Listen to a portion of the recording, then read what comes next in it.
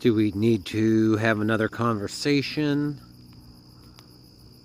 about the importance of milkweed to butterflies and to caterpillars like this that turn into the beautiful monarch butterflies we all love?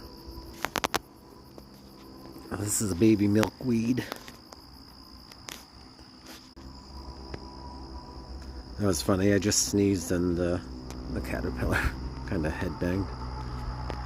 So yeah, this is a baby milkweed. The caterpillars eat the leaves. The butterflies, as you've seen in my short, drink the nectar from the flowers. All around an important plant and native wildflower to the United States for butterflies.